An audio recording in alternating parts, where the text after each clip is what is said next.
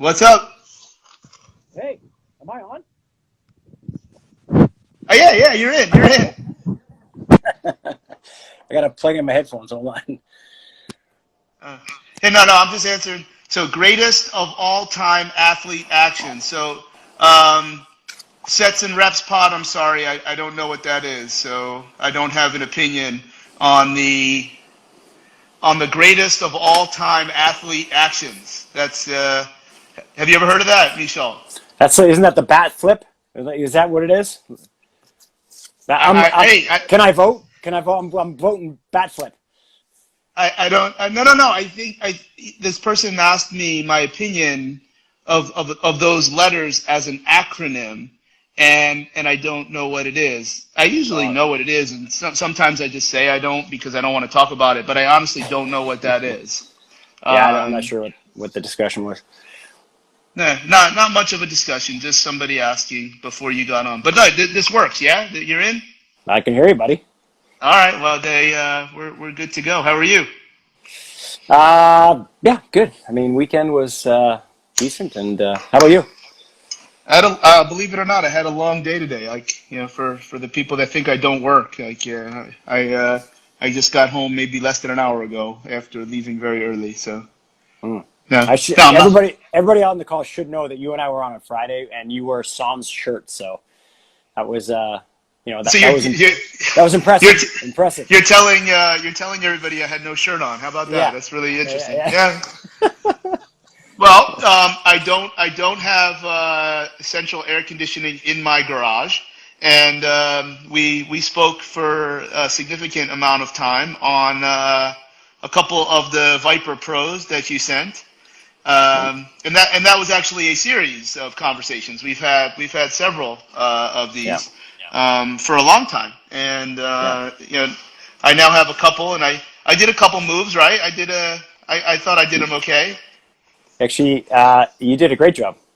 I'm Oh man. surprised. I'm surprised there's no hole in the ceiling of your garage, but yeah, you did a great job. Well, if there isn't a hole in the ceiling of the garage, remember it's a rental, so I'm not that concerned. However, most of us do know I'm 5'4.5", so it's going to be I'm going to need a very large Viper Pro to create trouble in the ceiling of the garage. So, um, Touche. but but yeah, we'll talk a little bit about Viper Pro. We'll talk about a bunch of other stuff, but. I imagine you had a full day if you're getting after 7 o'clock here, 4 o'clock here, so you're just winding down. Winding down now, and I've got one more call with in about an hour and a half. So hopefully we wrap up before then with Ah, Singapore. But yeah, day started at 7 a.m. and now I get to chat with you. The highlight of the day. 12, of course, right. 12 hours to Singapore, right?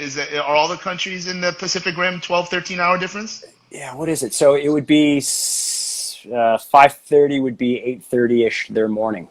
So whatever Oh, that so is. it's more than 12. Because Yeah. whenever I'm in China, it's always very easy. Now, I hope it doesn't sound narcissistic for me to think that China and Singapore are like right next to each other because they're probably not. But They're on the like, same longitudinal line, or okay. similar. I mean, it depends. I think Shanghai and Singapore are on the same time zone. hmm I think. hmm I hmm think. Yeah. The Geo just gave us a wrestling line. Geo. This is awesome.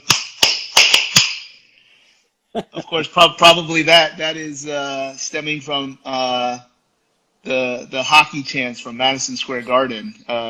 That's But no, I was about to say in China, it's not that hard to talk because the times like make sense. Yeah. Usually, but before you start the day is the end of the day at home, Sure. and like so because I'm always getting up. I mean, I think there was one run that I would wake up at like 3:45 in the morning, get my training in, come back, eat. Like it was, and then I'd be able to make phone calls from the gym or the office of Mm. Asian Yanding, and it's like if it's 6 a.m. there, 6 p.m. here, that's not a hard yet.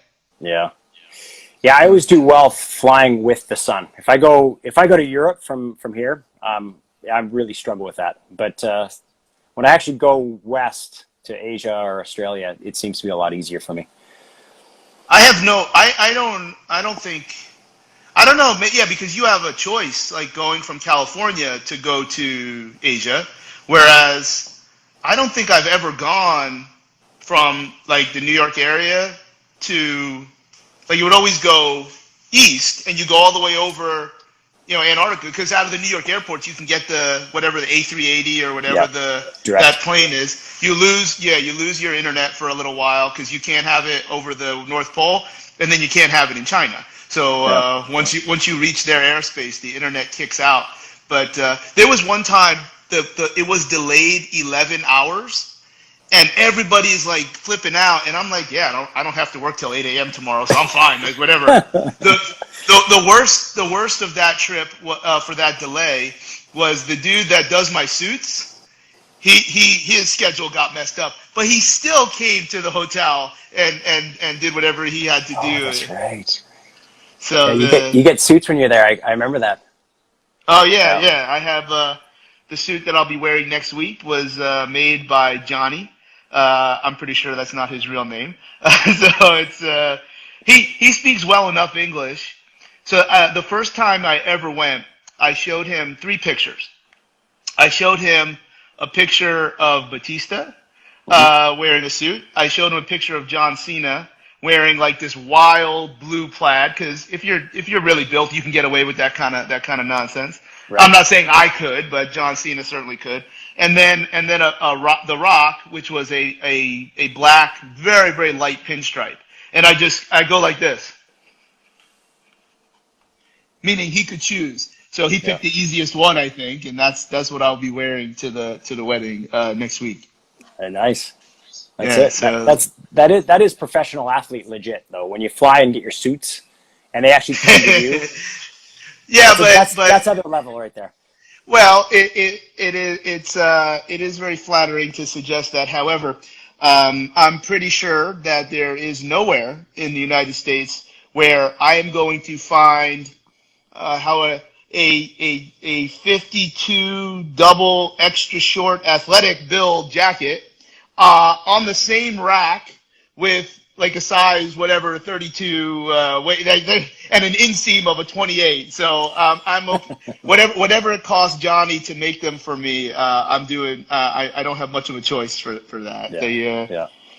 When I was real little, I always had some kind of build, and I remember my parents bought two tuxedos and then put them together for me. And that's what I had to wear, to some black tie event. I'm for sure neither of these fit anywhere, but I have no idea if they still exist. So see, there you go. Life's getting better for you. Let's look it up. Yeah. So anyway, I have no idea when or if the next time I go to China, but I do say at this moment, like I miss it now because I've never been. For this amount of time has been the first time in many years, probably 7 years, that I haven't been there at least once or twice a year. Yeah. So they do you work with the same folks that I'm talking about, or you have different folks in China that you deal with? Well, we have several. We've got some distributors and then different pockets of folks. Although I think they might be different than your gang there. Probably because that company usually insists on exclusivity.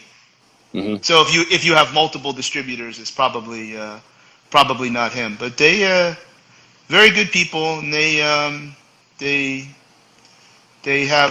always it's still China, so it's a different experience and it's almost impossible to describe to people. But at the end of the day, they're really good people. Like, and my rules when I go there, like my contract rider is I don't even care if they put me in the Western Hotel because these are some of the nicest hotels I've ever seen ever. Mm-hmm. Mm-hmm. But I need a case of bottled water every day. Yeah. And one time there was like 3 left from the day before, and they didn't put a new one in. And, I explained that that's not the deal. And they're like, yeah, but you had 3 left. I'm like, no. I need a full case every day. And they're like, you you drink more water than anybody else that we know. I'm like, yeah, because that's the only way I could possibly perform. Yeah, because usually you get in and you got to work the next day, and the food is totally different. So I only eat noodles, sushi, or like, Ali thinks this is funny when I describe, like, it's not that it doesn't taste good, it's that you can almost never get food that is one thing. So if you get broccoli or like bok choy vegetables, it's always with something else. With I'm like, yeah, no, sure. too many things, too many things, too many things. Mm-hmm. That they Yeah. understand, but I can by now I can speak good enough Mandarin that there any chance of me being disrespectful is covered up by my actually pretty good accent in bad Mandarin. There you go. Yeah. Yeah. There you go. So, Cool. so let's see. What would I be correct in at the first time that we connected was probably not through Perform Better, but probably through Equinox? That is probably right. Probably. Was that for? Was it the first time when Mike Fitch came and we were evaluating his program? Maybe. Was that the first time? It could have been, but I think we were probably together. It was at least in the same consortium that Geraldine put together. Mm-hmm. It would have been me, you, John Berardi, and I think there was a fourth person. Was it Lee? No, because I did that piece. I did that part. Okay. And this would be like 08, 09. Yeah, it was a while ago. I mean, this was this was 10 years ago. Yeah. I think there was somebody. So that was when Equinox stood up. Here's a military term for you, but they're tier 4. And they had to go through all of the seminars that Geraldine asked us to put together. Mm-hmm. Who else would have been? It wasn't just 3, was there? I seem to recall a fourth, but for some reason I thought it was Lee, but maybe I'm mistaken. It could have been. It could have been. I doubt it because that was the part that I was doing the right. FMS piece. Right. Makes sense. But so that would have been early days, and that's when you and I really started to kind of get Yeah. And what I always appreciated about you, Charlie, I remember this distinctly, is the candor, the directness, but also, your obviously your level of passion and knowledge. But I always remember that the candor and directness, like you shot right from the hip. And I always appreciate that. That's what I love about New Yorkers. They just tell you exactly where they stand. And I think if the discourse is substantive but direct, I think that gets people somewhere, right? Because they are able to connect on a level that is just honest, and it's very direct. And if there's a respect and there's a substantive narrative there in exchange, that's usually when there's magic in terms of an information exchange. So I always appreciated that. And I just remember this distinctly. That was one of the first things. What did I say? What did I say? What did I say? Well, and I wouldn't even say, your opinions were very clear, right? Your thought, your perspective was very clear. And so I remember us vetting, several courses for Equinox back then. And, I think what you wanted to do is just arrive at clarity and arrive at simplicity, but a level of thought and a level of a perspective that I think wasn't ideological. That's what I really appreciated. It wasn't ideological. It was really about, we're dealing with human beings here. Yes, fitness, I always say fitness and fashion are trend-based, right? Because they seem to follow, what's in vogue at the moment, right? And, I think when we cut through that noise, then we can start to see the perspective of things. And we're not beholden to sound bites, which, our industry of fitness and strength and wellness. We talked about that the other night, where and more recently with Jeff Kubos when we did one of these, where there's this incredible interest on the part of students, because they're getting it from messengers or what is under the guise of continuing education seminars, and they just repeat what the speaker says. which is great for business. Meaning, Sure. because if you have a catchphrase, then it's very good. But I wonder. I don't. I can look anybody in the eye and say I don't communicate in any particular way to elicit good or bad feedback. I just do what seems like is the proper way to communicate. And certainly, I'm not. It's not.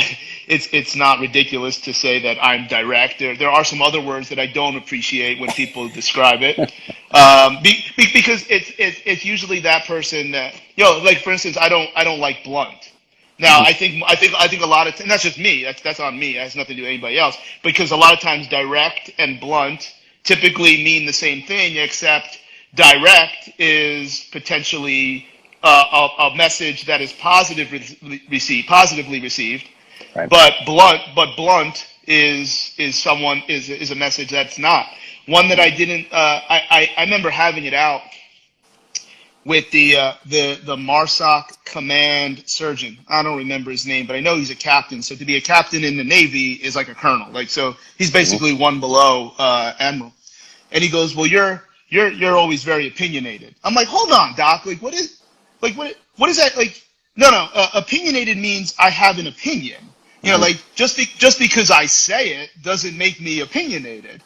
Am I if I'm not welcome or I don't have a proper audience, there's another military term, to say what my opinion, that doesn't make me opinionated. That just means I'm talking out of turn. Just because I'm saying things that you're not aware of, or problems that you can't solve at a very high ranking or whatever it was challenging.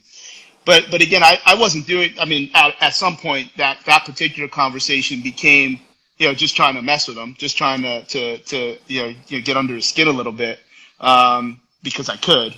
But now nothing good came of that.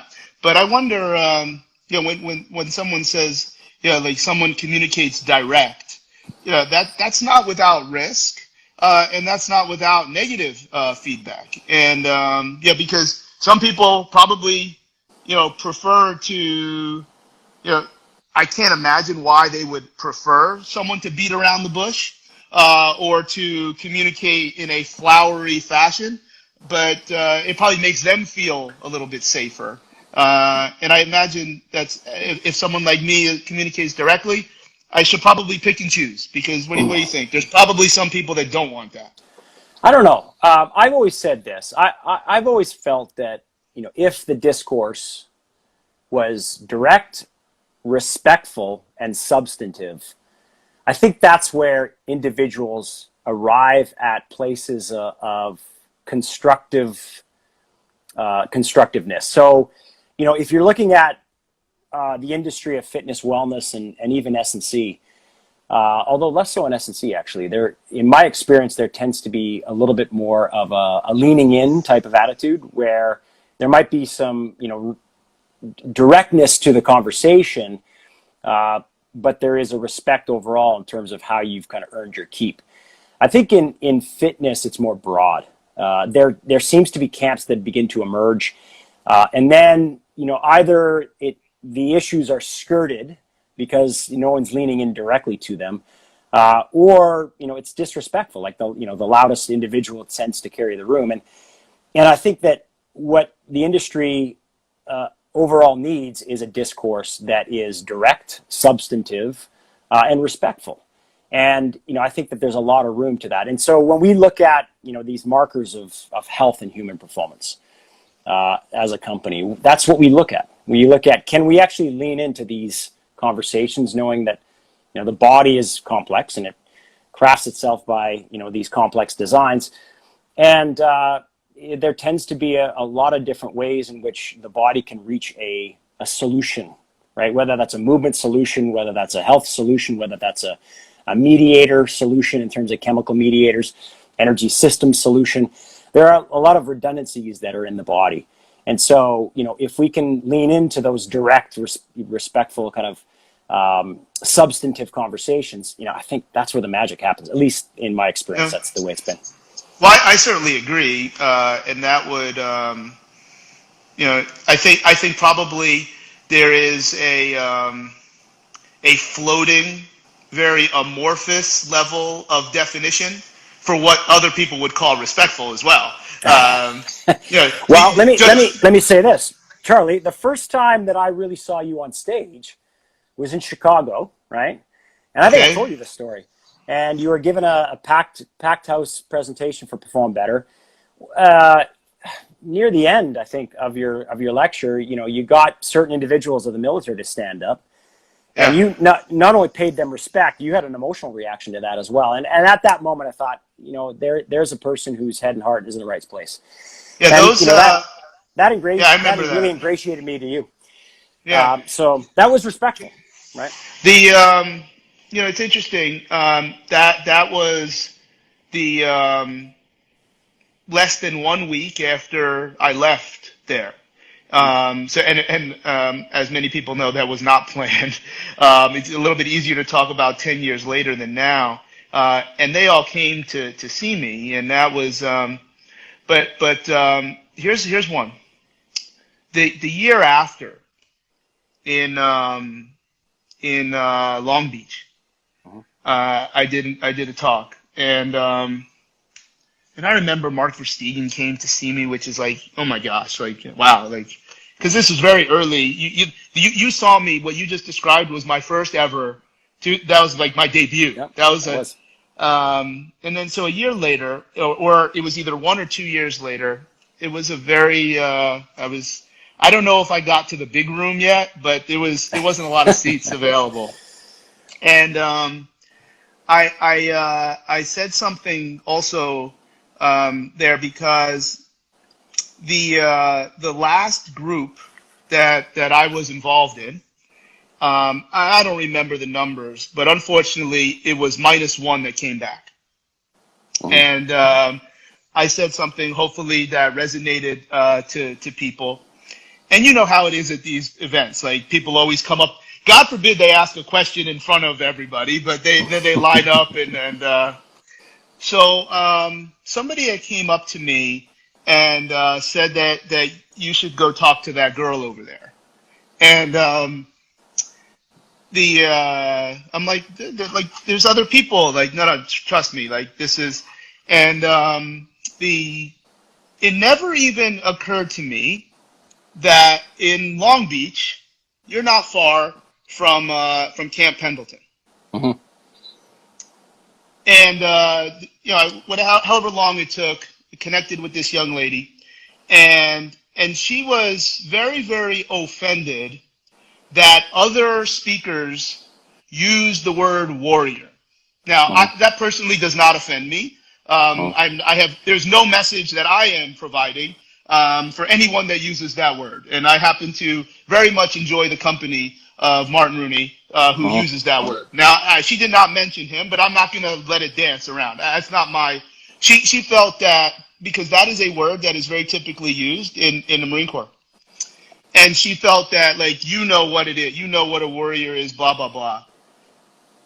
Remember, I just said that it was Long Beach is an hour plus from Pendleton, or maybe 10-20 minutes from where you live. Yeah. It was his wife. How in the world would I ever know? And she didn't want to come talk to me because she thought that her telling me that, like, wasn't going to be important. It wasn't clinical. She's like, no, these people have questions, like, about training or whatever. And like, to remember it that long and to obviously be a little emotional at the moment. These are that was. It's interesting. You remember from the year before. And obviously I do remember that. And I remember the year after. It was his wife, who I would never know. How would I know? And and that was I think a lot of times the topic of continuing education is one that I seem to talk a lot about because it fits that what's your favorite book question. It's like, what would you like to see different, or what is something you want to see changed, etc. And it's in this chase of status, not education, not greatness, not learning. It's status. That if you have done X amount of courses and have X amount of certifications, or you have seen this person speak, it's so easy to forget that sometimes people are there for actually totally different reasons, and that is, I way remember that event, to piggyback off what you remember, and that was, I wish that whatever that experience was for me and for this young lady, that everybody gets something like that, where it's not about collecting baseball cards and I have this certification and this one and mine's better and hashtag do this every day nonsense,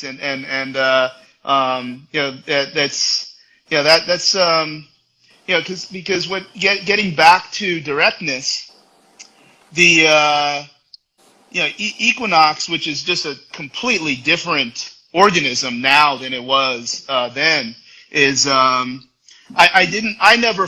always did what I did, and I was always treated very well from the administrative levels. I was the only one that did 3 days.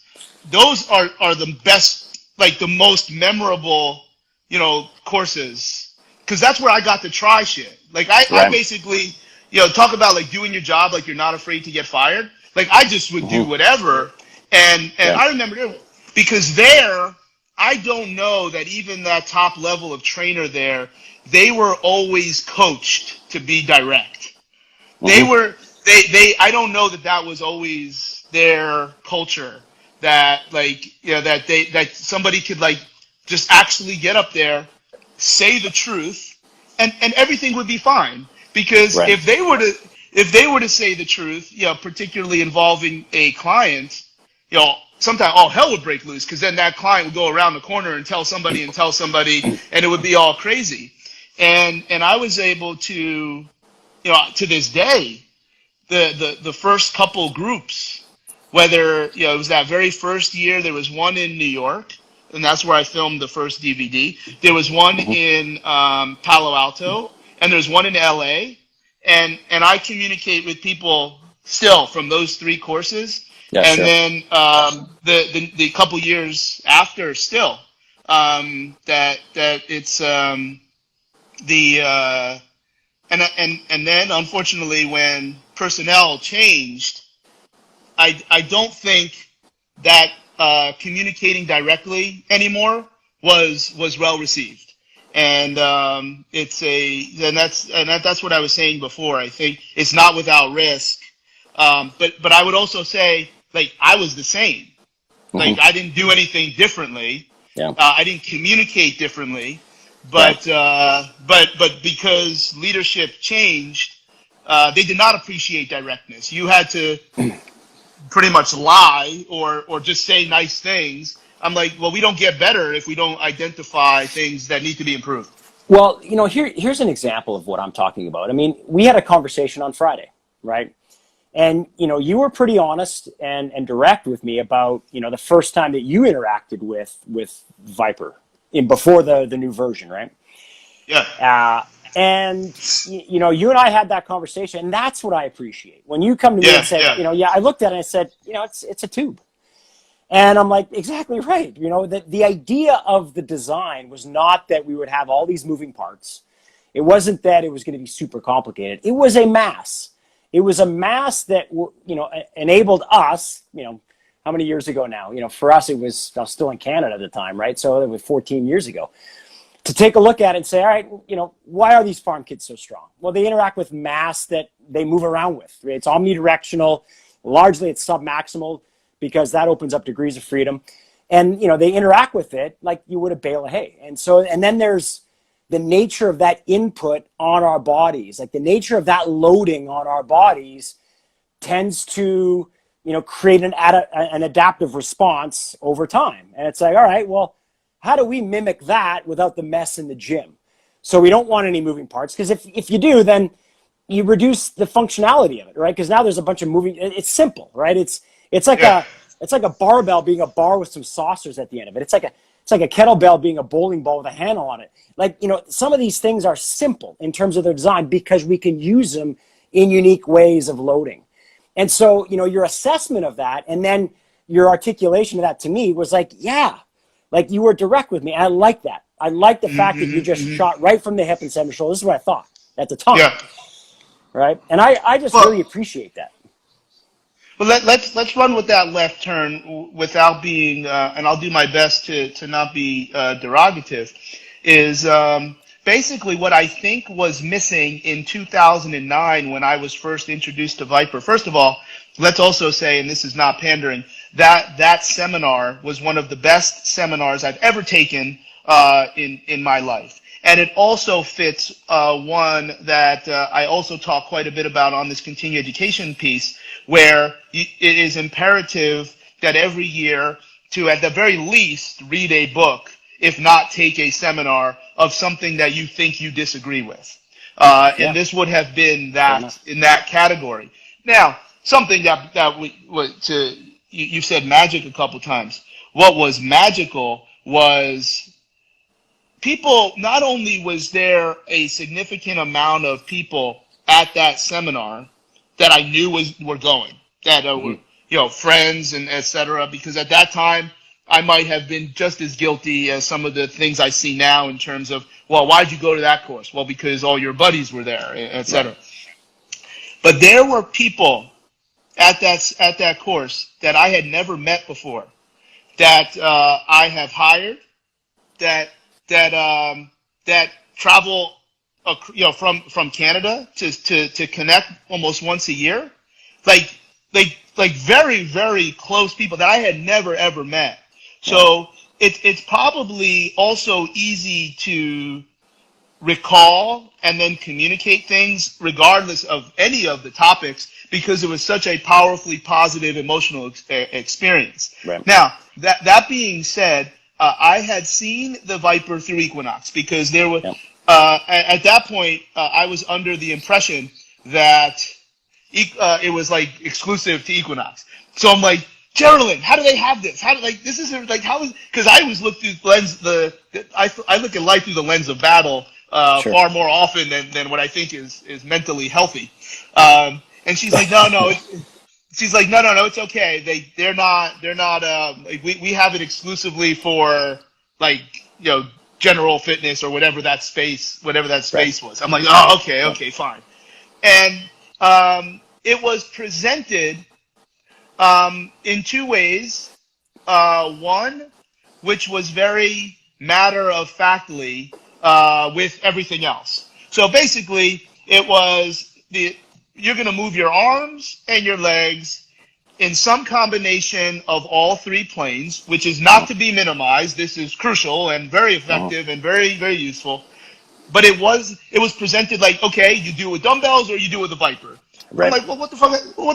That's where it made it very easy, because this is something you never saw before.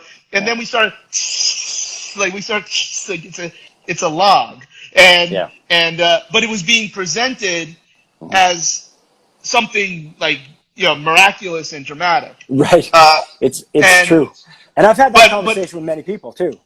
Yeah. Right. But it can be, because if we go plus 10 years now, number one, not dismissing it, not being disrespectful or condescending. And I think for me, I could only say that maybe it tracks back to that positive experience in 2009 in Austin, to not dismiss it, because it was surrounded by all this other positivity. But there's something there. There's something there. And the other way that it was presented, with a far more than necessary terminology that I would call exclusive, meaning you're just basically making up words, which I don't know is the worst thing in the world, but I don't think you need to make up words when there's already words that exist. Right. And that's why I choose my description of exclusive very carefully, because the root of exclusive is to exclude, and you are excluding individuals that don't know your definition. Yeah. But and to use those words and then combining with this grandiose, I'm like, oh man, like just like, and it, instead of using words like that are undeniable, even if you don't know the words, and you do have to look them up. So there is a level of exclusivity of those. But these are words that exist in science. Yeah. These are words that exist in books and dictionaries, and there is. It doesn't mean that that definition has to be right, but it Right. does mean that it's accepted. And just because like it you want to use some other definition, you're kind of making it difficult because people didn't reject this other one. You just, 100%. yeah, and that made 100%. it, yeah, Yeah. that made it very. It's like, well, yeah, you could do it with a med ball, yeah, you could do it with dumbbells, and because of the execution of all of the models, it did not appear to be consistent with what we know about science today. Now, that doesn't mean, maybe it was then, but when you do not use load that demands a level of slowness, it doesn't mean the movement is slow, but if the load is not equated to enough time under tension, all of those farm boy adaptations, which all have a list of big fancy words, like collagen, elastin, and reticulin, and directional collagenous tubules, et cetera, is probably not like to get in and get out. Just to say you move that way, well, then you should practice that. That's a great way to get hurt if you start to use loads that exceed those big words that we just used. But if you can, and this is what we talked about Friday night, if you can get into that position and do it like controlled enough, your body adapts in that direction. And I think that's the big money here.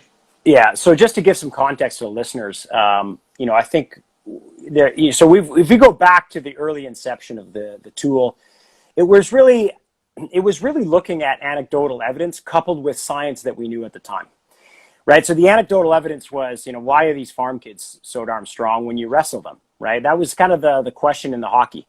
Right. Because these rural kids were really tough in battling situations. And so, our first foray into that was, can we introduce that style of loading and that style of training to professional hockey players at the top?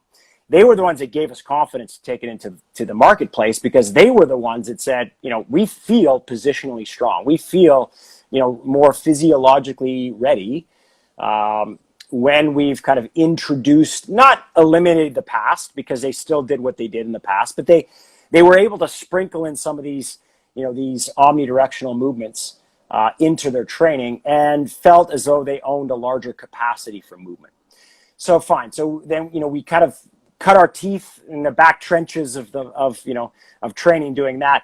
And then when we took it to market, it kind of took a life of its own and went in a direction that really wasn't where we wanted to go initially. But it did what it did, and that's where you were introduced to it for the first time. And that experience was what it was.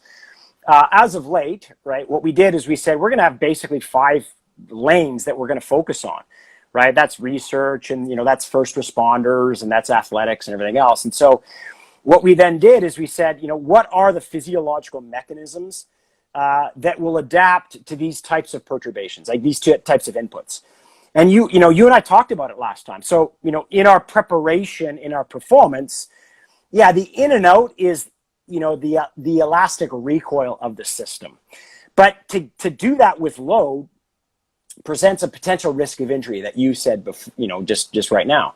And so in order to prepare our systems to not only survive but thrive in those capacities, it's what you and I did. Pre-position a load, hold it there. Now there's time under tension, which is neural and muscular, but there's also a recognition of motor control if we coupled what we were doing with the breathing patterns and everything else, because now we're combining range of motion, stability, and end position strength together.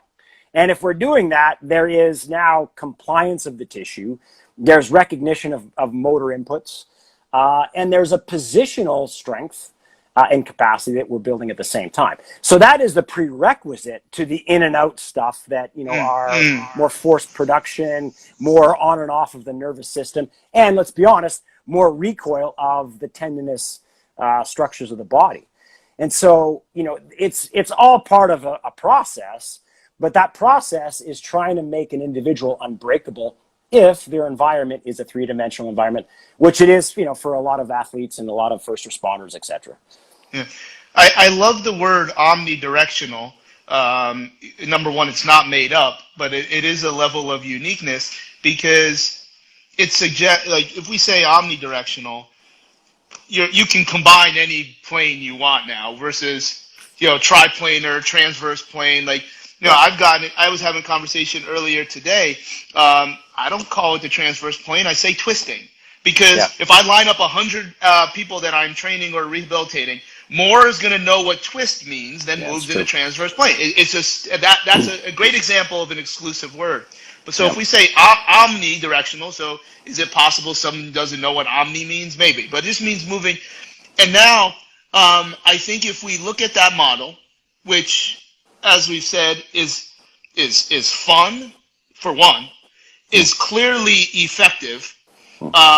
It affords opportunities to thread the line, like thread the needle, toe the line between like what you actually do in your activity with developing relevant capacities. I don't think you can get into nearly as many useful positions with a dumbbell, a med ball that you hold on to. The closest is actually a body bar. Yeah. But I still don't think that power block. No, power block really no different than a dumbbell. But I think when we look at like, well, what it's just a log. When you actually start to really appreciate what we're trying to accomplish and not just dance around, I think it's very fair to say, and this is not about selling this, because the concepts can apply to all those techniques, including body weight. And for me, as I told you, for my upper body, I am the essence of stiff. You can put me into a position that is significant, that looks like, wow, he's really flexible, but you couldn't pay me $1 million to get there. So I actually need the cage to get into those different positions. My lower body, different story. The Viper Pro actually does something different than those other things. And that's the so if we now go back 10 years, now you can appreciate that yes, this does do something different. The actual physical piece is, if you've seen them both, this is a noticeably improved prototype. Let's just say that. That's just what it is. It's easier to hold. It just makes more sense. It looks right.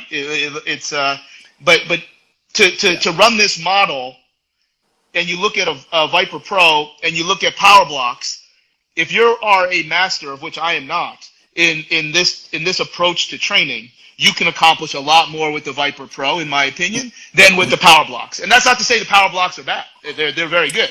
And that's the thing. Yeah, and like when Simon Bennett and myself, like years back, were really trying to kind of look at this as something that was going to be useful. We weren't thinking, can we invent something today? That was never a thought that entered our brains ever. It was really a solution that could add a context to training that was actually useful. It wasn't just let's fill it with a different tool or an alternative tool. The idea of this is not to use it as a binary choice between I'm going to grab a dumbbell or this. No, they're both awesome, but they have unique advantages. And one of the things that we feel that has been useful through the past number of years with the geometry that you're talking about of the original Viper or the new Viper Pro is really the girth of it, the kind of the shape of it, the length of it, which allows our bodies to interact with a mass that may not necessarily be symmetrical. It may not necessarily be on the midline the entire time.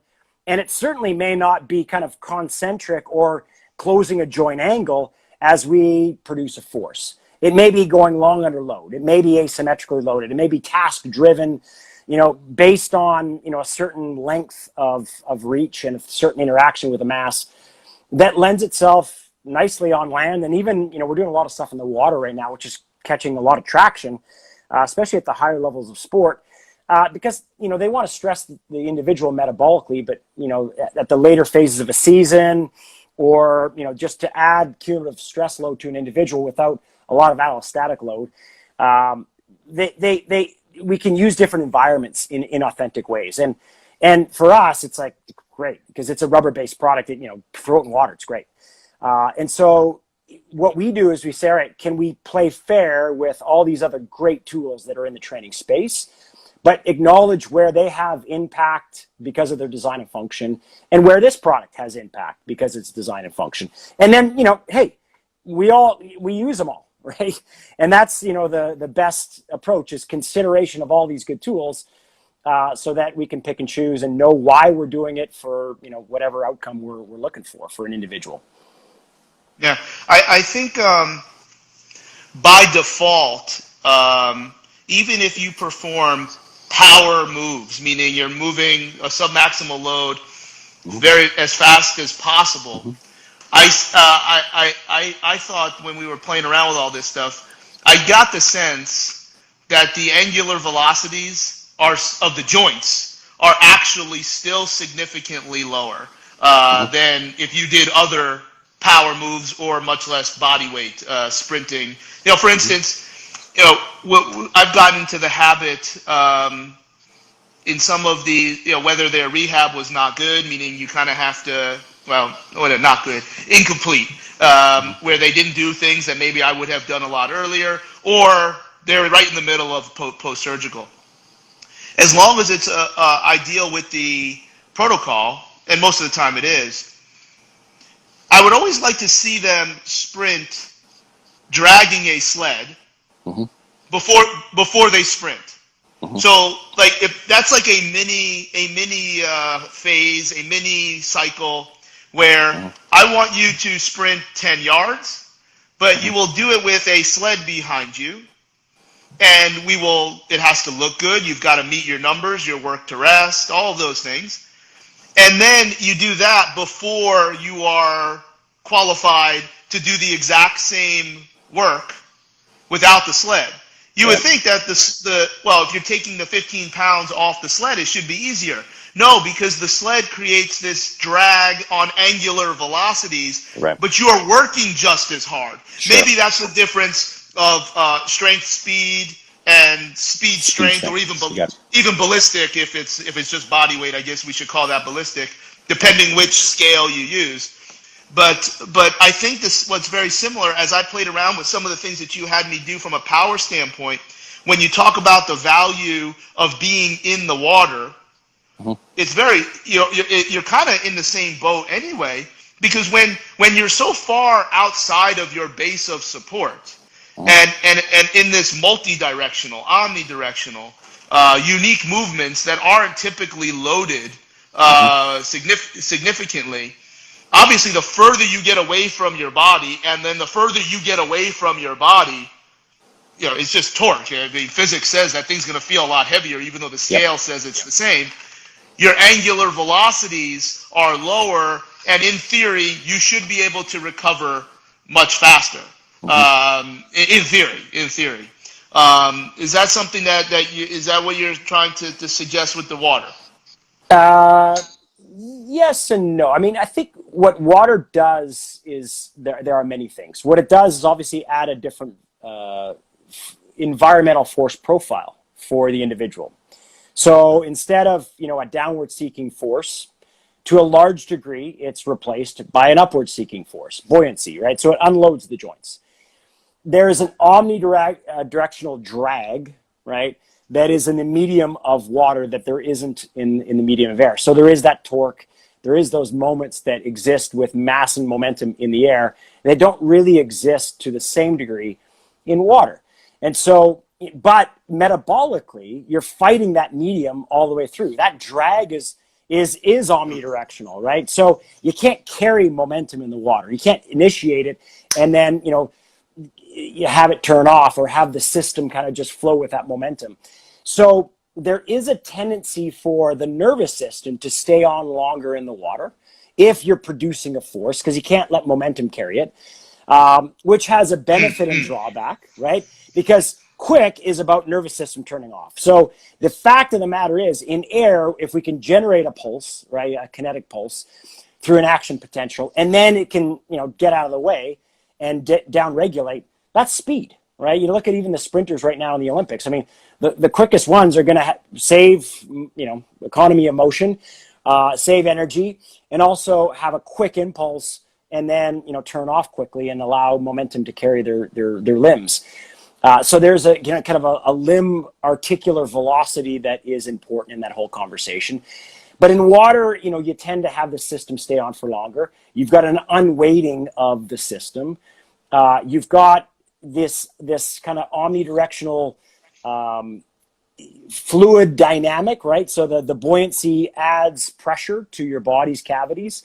So, that helps peripheral heart action. That helps interstitial fluid regulation.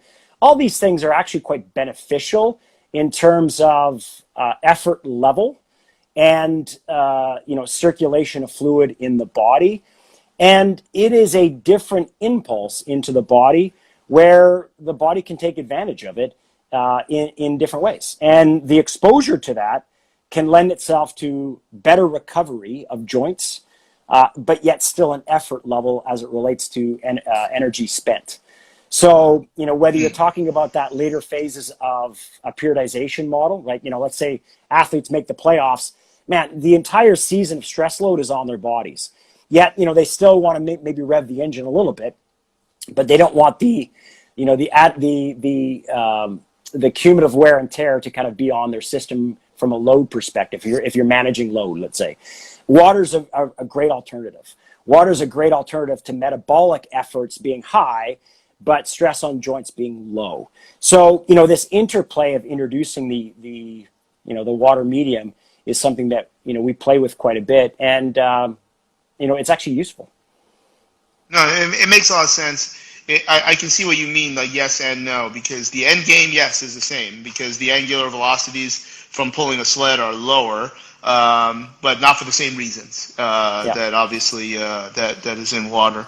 What about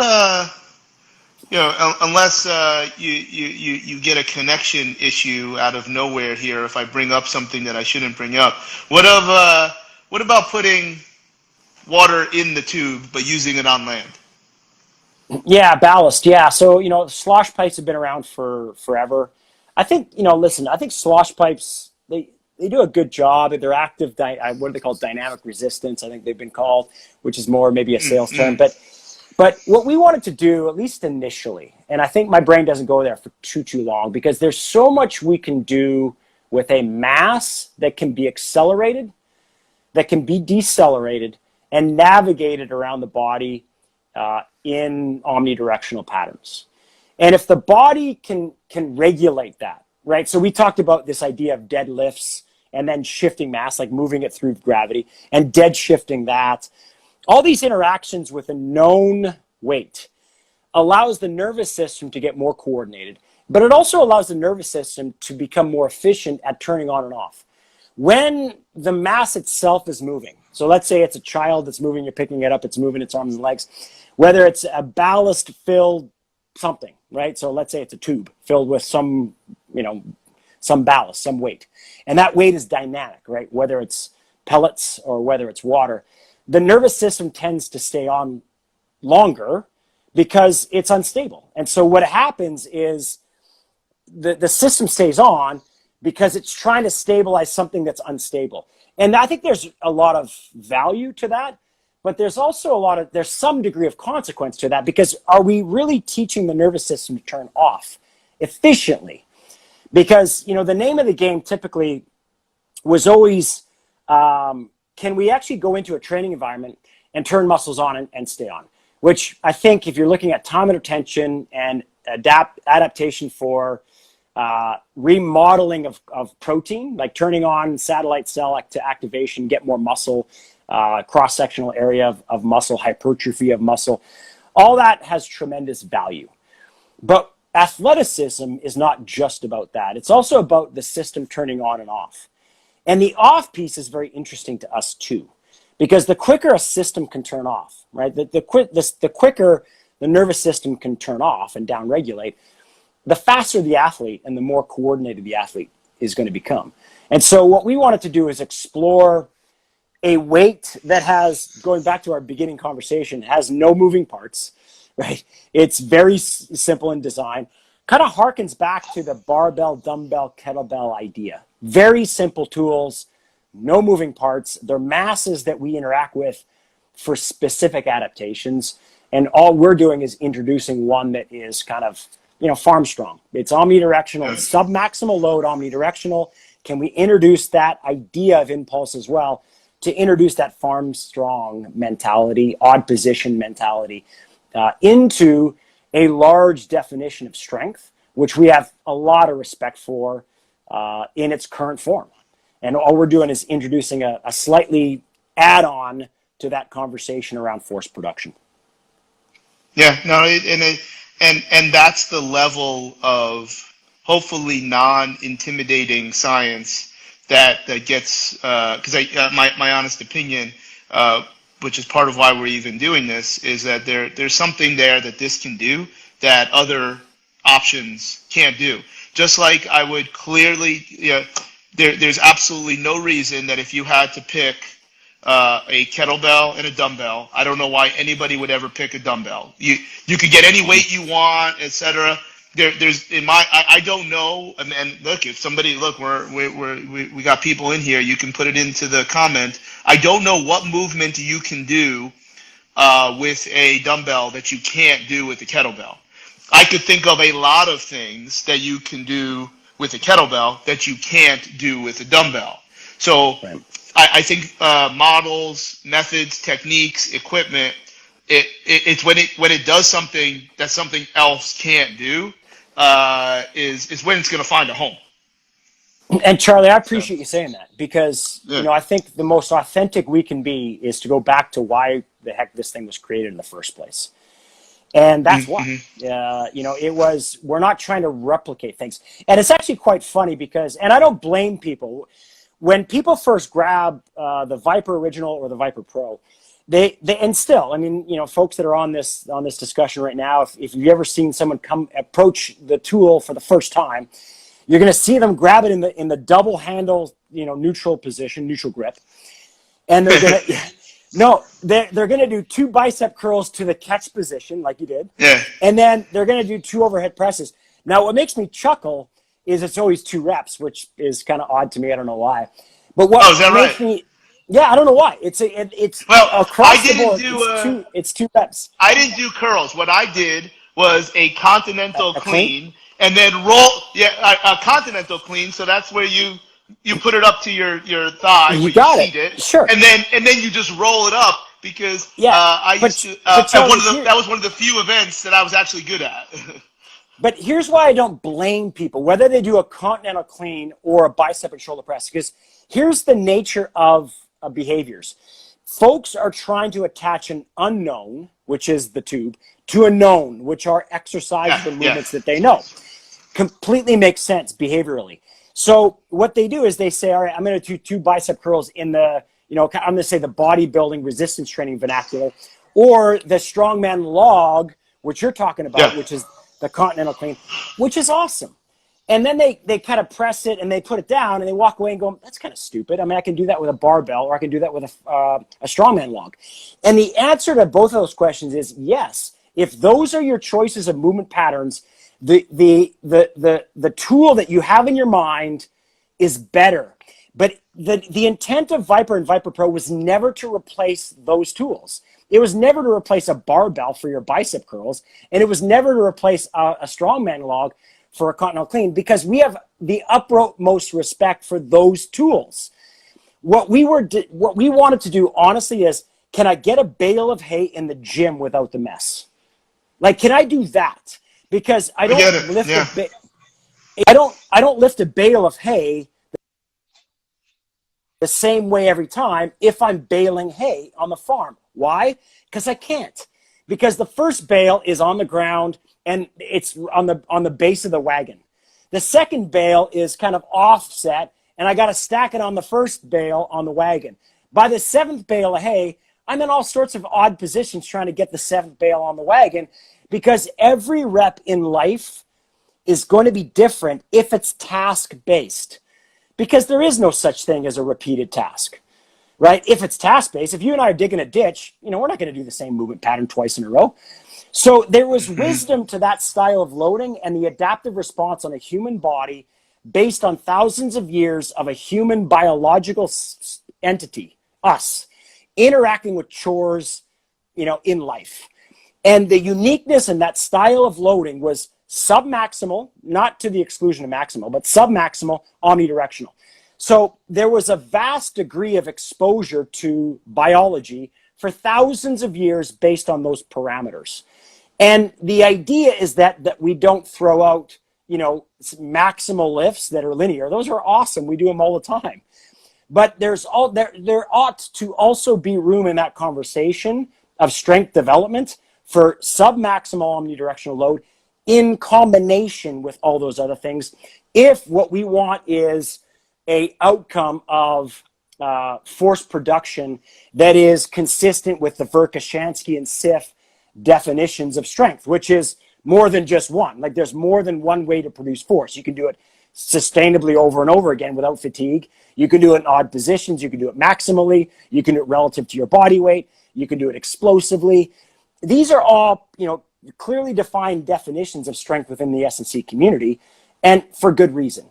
And what we want to do is introduce the idea of odd position strength, the idea of strength endurance, and the idea of starting strength in a three-dimensional environment, right, in an omnidirectional environment, so that we can start to say, all right, how can we produce force? If it's overcoming a body's resting inertia, and that body's an external mass, i.e. a weight, great, let's lift it and shift it by overcoming its resting inertia. That bulletproofs the body and makes it more unbreakable. And, so that's kind of where we've approached things from the very beginning. And, your first exposure to the tool, the original Viper, was not any of this narrative. It was sound bites, it was salesy, it was, maybe a gimmick. It was the next product and it was trying to be sold. That was never the original intention anywhere in our evolution, right? At no point. And so what we wanted to do is get this conversation out. And I think, the more that's understood, the more traction that we have had at elite level of sport, within the first responders that want to be operationally ready, even within research. We're doing a breathing study with UCLA right now on positional motor control and respiratory muscle training. Great. Let's do it with, asymmetrical loading with, patterns that are pre-positioned. And so, looking at the effects of that style of training on the individual and how they adapt is going to be useful for us to understand. And so that's kind of where we've gone. Yeah, I think I'm at a level of my student career here with this model, is that of those things that you're researching and the things that you want to do when you're training, you have more options to do that from a movement standpoint. You're going to chop off the top end of high levels of maximal loads, but you're going to trade that for more options. And that's why it's imperative to talk about everything. It's imperative that we are not, when I say we, anybody, should not be, at least in my opinion, because anytime you say should, you imply your will or regret. So in my opinion, that it doesn't, this doesn't do that. No, you're right. But if somebody is fighting against ghosts, they would probably say, well, it doesn't do this, it doesn't do that, it doesn't do that. I'm like, yeah, but milk doesn't start your car. Like it doesn't, it's like it's not supposed to do it. And you're talking about reasons why not to do something rather than why you should. So that's but you're now gaining, being a little bit closer to using training with external load that is much closer to the motor learning strategies, the dynamical systems model. You're just a little bit closer versus. Well, that is unless you. You're right. Yeah. That is dynamic systems training. Yeah, you're right. Because if you look at the dynamic systems model, if you look at the inverse relationship between load and degrees of freedom, you understand both sides of that equation, which are as load goes up, degrees of freedom must go down.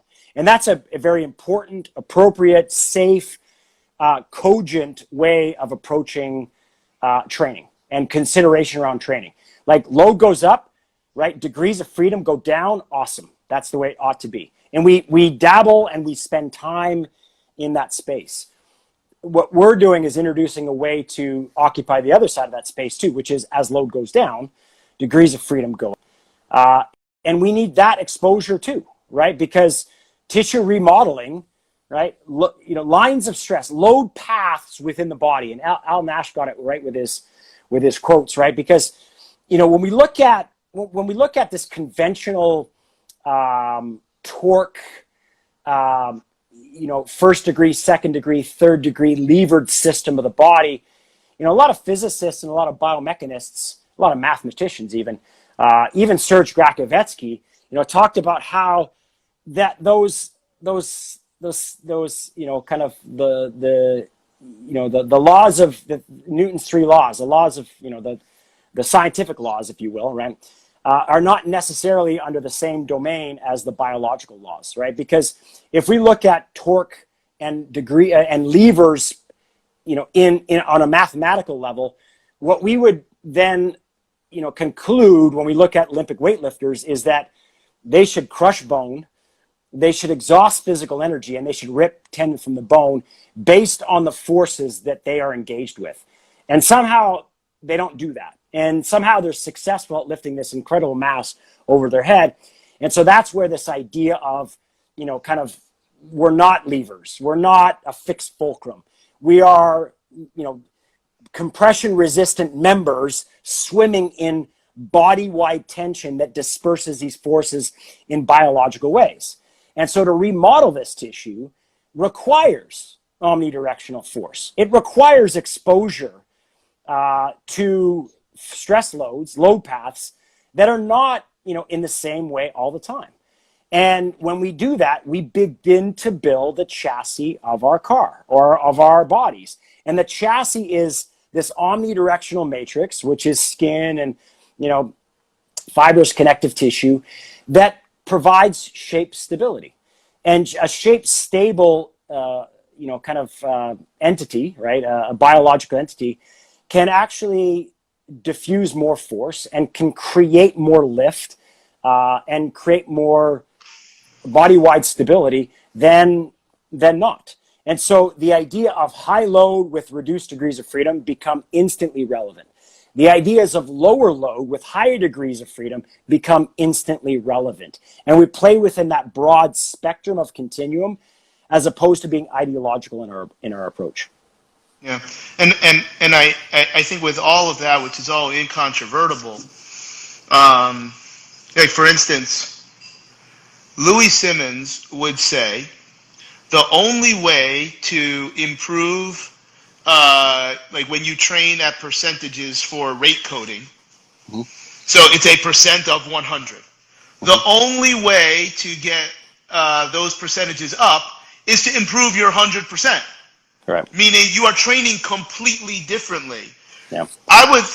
When I hear that, I think there's a miss from others to suggest that the best way to train for maximal strength and rate coding is at loads that are not as omnidirectional. Let's take those pieces and then come back and show up to the dance with these movements that are much closer to a more authentic dynamic system because you're able to move that's closer. So now, for instance, if I find value in doing a movement, because in your model you've got words, and I told you I only thought like one or two were exclusive. Like I knew exactly what everything else meant without you telling me. Good. Um, Good. uh, and it wasn't like you made up the word shift. Like now I didn't know what that meant, but you tell me and then we're good. Yeah. Contextually, you didn't know, but practically you knew, right? So. Yeah. So now, if I'm going to do that move, and that's the money move, we think that has tremendous carryover for all of the things that you were talking about, positional strength and shape stability, and a lot of these things probably are closer to synonyms than not. There are different ways to explain something very, very similar. So you're going to use an 8-kilo Viper Pro. Mm-hmm. Well, in theory, if you can maintain whatever the range of acceptable form is with a 12, I might suggest doing more with an 8 is not going to get you to a 12. You probably need to turbocharge some frank contractile element qualities, some rate coding qualities, and then go back X weeks or months later and do the same move with a 12, and then further turbocharge what we're getting with the Viper Pro. A similar example that takes it from a different context. I was on a multiple people were on this call, and everybody got their chance to talk. There is literature that shows that Olympic lifting below parallel categorically shows increased thickness of the ACL. So what we're gonna interpret is a thicker ACL requires more aberrant forces than a less thick ACL. Right. If somebody doesn't agree with that, then that's tough. That's hard to continue the conversation. I said you can talk about all of the subtalar transverse plane motion that you want. You could have all the mobility in the world. For the same amount of mobility, I'm taking that ACL more than that one. And the only way to get that is to not train in this, at least by the research. I'm not saying it doesn't happen at some degree, but we know it happens if you're front squatting below parallel. Your ACL gets bigger and stronger. So because the topic was ACL prevention, which in my opinion is really just good training, but to get it to these specific places, of course, brilliant mobility through the ankle, hip, thoracic spine is mandatory, depending on your context of movement. Because if you just walk, you don't really have to require as much. I don't know anybody that ever tore their ACL walking. But if you take this, we like to call them baby giraffes. It's a 13 to 16-year-old female that has all this mobility in the world, and they're just very, very weak. Don't be training them in 3 planes.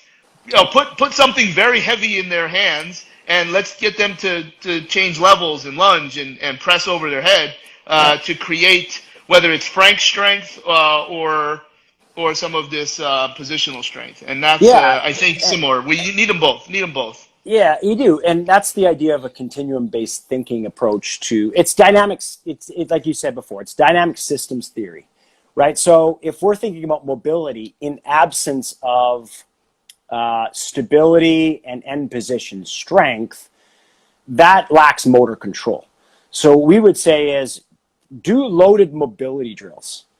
And if you want to introduce them to omnidirectional patterns, go for it. Because what you're going to do is concurrently produce range of motion, control of that range of motion through stability, and strength through that range of motion through right to your end range, whatever that end range means for you, right? So loaded mobility is, what we talk about, one of the things we talk about as it relates to, the product and, some of the programming. It's not just about mobility passively. It's not just about mobility even with your body weight. It's load mobility. Because as you load it, you're going to facilitate, recruitment patterns of nerve and muscle. You're going to create an architecture that is robust in the connective tissue system, right? Whatever ligament and tendon and aponeurosis you're looking at. And you're going to provide that strength and that motor control all the way to your end range. And that creates an unbreakable system, or as unbreakable as we want to get it. And so it's not exclusive. You can do other things, right? Certainly, if we're going back to linear and we're saying, all right, load goes up, degrees of freedom go down, hallelujah, because, even, Henneman's size principle, is really relevant. As load goes up, you got more stress to the system. You're accessing more type 2 fibers. Fantastic. All of that is commensurate with, in my opinion, proper considerations of training that create an unbreakable system. And, and so it's not exclusive of one versus the other. It's the interplay between high loads, low degree of freedom, and lower loads, higher degrees of freedom. Because that's dynamic systems, right? Yeah, because in other words, it's never just one thing. It can never, ever be. And you can get better from whatever your measurement is. You can improve that measure by doing something not completely different, but in a link. Like if I do this, I get this, which gets me what I really want. Yeah.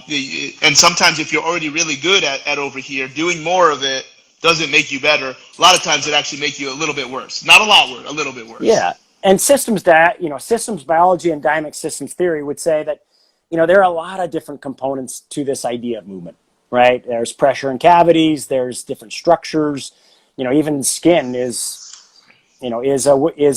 Mother Nature's weightlifting suit to some degree. And as we get older, we lose the constitution and the quality of that tissue. It loses collagen and elastin and reticulin. And listen, as it gets flabbier, it's not the only thing that contributes to stability, but it's one thing that does contribute to stability. So, it's self-evident that an older individual is going to have less shape stability, and their gait patterns are going to shrink for many reasons of, they're losing type 2 muscle, motor control. One of them is also the skin, right? They're losing this bag of stability.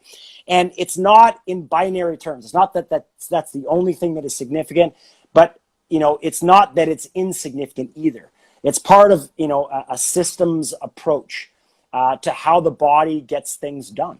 And, as soon as we can understand that continuum, in my opinion, then we can start to flavor our training so that, it starts to echo itself across that continuum, because it's exposure, right? It's exposure. And as soon as we start to understand the exposure pieces, if it's too much dosage, it's too much. That's the poison, right? The dosage is the poison. But if it's a logical approach, as you were talking about before, to let's create shape stability, then, let's play with speed and velocity. If it's that kind of approach, then, we're really creating an unbreakable human being by preparing them and exposing them to an environment of life, which comes at us omnidirectionally. Yeah. And there's a lot of things there that may sound familiar to others. They may sound familiar to other models. And number one, no one made them up. Like right. Science made them up. That's important. And we can see that these messages are not one of exclusivity. And when they're not presented that way, and other models are welcomed, including, using other pieces of equipment, or even movement thought processes that are more tailored to different qualities. That's a more philosophical perspective that isn't about like specific adaptations to impose demands, etc., but more about how to learn. So if you're going to choose, anybody listening, to choose a messenger, two people say the same. Well, let's throw out, I heard it from so and so first, so they're more right. That's ridiculous. Because because that's a killer. Like, it's wherever you're. Oh my God!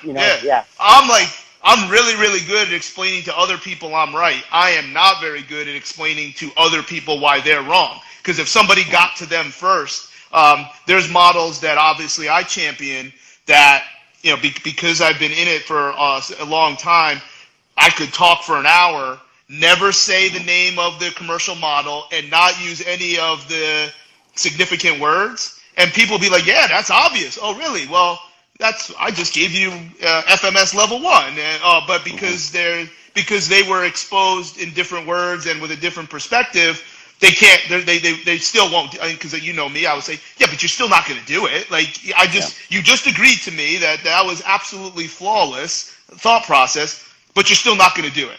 So that's number one. Whoever heard it first, but like you see, like we're not talking that much at this point about Viper Pro, and we're just talking about like find something that does this and just run it, and then do something else. And then if they're gonna complement each other in a very, very positive way. And I think there's a lot of substitutions for a lot of things, even outside physical training. And that would be a very useful way of looking at systems in general. So I think that's what I'm hearing. I think that's very important. Yeah, and that's the way we have a tendency to think about is in terms of systems, right? What is that continuum, and what are the systems that underscore that continuum? To us, that those are relevant and actionable things that are not ideological and not dogmatic. And when we start to approach things that way, it often sends us in the right directions. Yeah, I like to say, and maybe I haven't made as much money as I could have in my career, because I don't have a thing that I sell. I just try to sell winning. So it's if I sell dominance and victory, then I have no choice to pull upon as many different things as possible, but they all have to relate back to some level of science, even if it doesn't have significant class 1A peer-reviewed literature. It still has to be plausibly scientific. Even then, I'll still listen. Like if you tell me, because if I don't listen, that means I'm calling you a liar, and that happens a lot too much too. That there's things that I do that I would literally say that the absolute most plausible explanation is an alien, a higher life form came to this earth and gave us the frequencies for frequency-specific microcurrent. There's no explanation as to why those numbers are why they are. However, it is clearly evidence-based that there are significant mitochondrial changes when you pick the right numbers, and that's the best I got. So, I'm not spending the rent money. After that, I don't see any reason why we shouldn't be using it, even though I can't explain in any way why those numbers are what they are. This is all way higher levels of plausible science. And that's something I think people should also look for. Yeah, and that's our background. As exercise physiologists, that's what we're looking for. We're not, and I'll be honest. Viper, the original one, the product, was based on anecdotal evidence. The idea of if a farm kid wrestled a city kid, where's your money, right? And 9 times out of 10, our answers are the same. So that's anecdotal evidence. There's no scientific regard other than just observation. From there was evidence-led, right? Which is not causation, maybe some correlation, but correlation is not, it's not scientifically, rigorous, right? So that's our entry point, and I'm very open about that. So it was anecdotal, then it was evidence-led. Now we're looking at, more evidence-based, which is, can we see causation and what are they? And even our conversations, you and I, with Keith Barr, like, what are they looking at for the mechanisms of signaling for remodeling of collagen, and what conditions are best served, when the human structure, in this case, the tendinous structure, is exposed to certain forces in certain ways. That's causation. And so, that's our entry point. But, we don't pull any punches. Like, it was observation first, and then, we went into this foray. But at the end of the day, we have a team of academics on our staff. We're very science-based. And so we want to continue to be science-based, because then at least we can hang our hat on some scenario that allows us to navigate the right direction of conversation as opposed to opinion and conjecture. And that tends to lead us down the wrong path.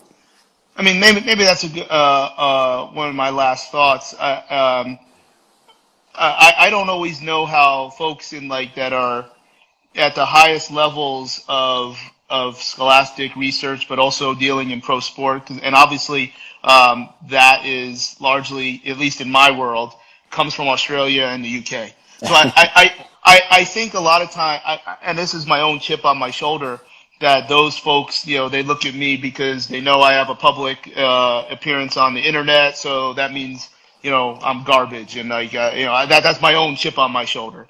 But one of my mentors in that space and a friend is Aaron Kutz, who, by the way, I treated him very rudimentary, and he's like, I've never seen this before. I'm like, dude, all I did was blah, blah, blah. Anyway,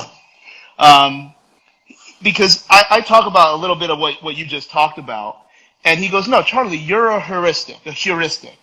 And that, I mean, you can, because number one, you can explain what you're thinking, and now he would say, and it is something that I can look anybody in the eye and say that I do 100%. He's like, if you're gonna be a heuristic, and you're gonna veer off a little bit from what is ardently evidence-based, which we know is more than just what's in the literature, he's like, you need to write down every single thing you do, and I do. So in effect, does that data cut the mustard to get published? No, but it's still data for someone to decide. And it's part of the process, I think. Yeah. Well, I mean, whether I'm generating this data for the purpose of publishing it in a very objective and agnostic fashion, no, I'm on. Like, I was told I'm allowed to be a heuristic, and I was told if I'm going to do that, I should do this. Makes sense, because I don't want the PhD crowd in these that appear to be limited in other phases because it's not evidence based. But they to hold some level of respect. And so when you talk about like science led, evidence led, science based, these little deviations of accepted terms, and clearly everybody knows what they mean. If you're a heuristic, meaning you're just doing what you kind of feel like you're doing, as long as we write it down, and then at the end of the day, like, did it work? Because heuristics, such as myself, is very easy to fall in the trap of only remembering and then reporting what you do well. Like, right. you only remember when it worked. And I don't, and like, not only do I publicly talk about failures, which unfortunately are more in the social space, and that's okay, because like, I need you to see, like, everything that I do is based on my mistakes. So I'll tell you my mistakes. I don't think people do that, so I feel like that separates me from others. Well, that goes back to my direct, like, there's value to you being direct in the most positive, this is a compliment to you. Mm-hmm. Like, you are able to be direct with, either the failings or the successes. And that ability to communicate on that level is I think, very productive when done well. Again, thank you. And the whole idea, though, is writing down your data, or at least so that you don't fall into the trap that XYZ works and is the greatest thing, and here's all my science that I was thinking about as a heuristic, but I have nothing. I can't, like, if you want to go toe to toe, then at least I have things that I can tell you. I can take this incredibly esoteric Eldoa position, and I'm telling you that if I believe that T67 is a part of what I am trying to treat, I have significant data that I have written down, as long as you believe me, you don't have to, that when you do that Eldoa, something very desirable happens, right, as a result of how I am evaluating things. Yeah. And I think a lot of discord would be mitigated if as a heuristic, there was more, because people, you can do whatever the hell you want. And I don't really even care if you prove it or not. Does it make sense? I'll try it. and that's where I'm at right now. That's a funnel, and I'll try because it makes sense, and that's and we'll see. And it's like, well, did I try? What did we see? Like the stuff that from Keith Barr, like we're doing it with every single person from the moment that we were on that discussion. Every single where I told you I now have like big time professional athletes paying $35 to $50 a month to go to some big box gym so they can get on machines to train in a particular way that we were told to do. So I think that's a good way. Yeah, I like how we finished here, where it was much less about clinical stuff and more just perspective on how to review information, of which there are many ways. But as you keep getting to 10,000, 20,000, 50,000, it can be for a lot of different things. It doesn't have to be for just evaluating if you want to use a Viper Pro. It can be evaluating a lot of things, which obviously gets into a whole nother space here. So yeah, but I and one thing I'll say, as we close here is that I look forward to more conversations with you, Charlie. I really do. And hopefully live face to face, we can go have our meals and we can have a chin wag. But I look forward to it. I appreciate the time that you gave me today, and much respect to you and Ellie. Let's one last thing. So it's not serving either of us, but I do think there is because that as an organization they have supported the both of us. The professional football strength and conditioning coaches. I do believe if you go to their website, you do have a pay-per-view option to get the talk that you did for them, which would chronicle a lot of the things that you just talked about. That's so right. If anybody is thinking, so now you probably don't make money on the pay-per-view. No, but what we're trying to do is expose a narrative. I think, and it's not even our point of view, because as you said, it's not really our point of view. We're grabbing from the wisdom of science and those that have preceded us, with all respect. And what we're trying to do is map it to, all right, here's a product and a training style that elucidates those very things. But that particular talk it was Robert Schleip and I. He's a fascia researcher. Even though we don't make money off that, I think that narrative, if it starts to get out there and there's starting to be a discourse around it, right on. Like, we love. No, but I love being able to look. I'm sure we both are doing okay to a degree. If there's a way that people can get the information and someone else benefits, then all the better. All the more genuine of a request to do that, because even though it's professional football, I'm sure they're doing some good fiduciary things. So that money doesn't go into somebody's pocket either. That doesn't go into the commissioner's pocket.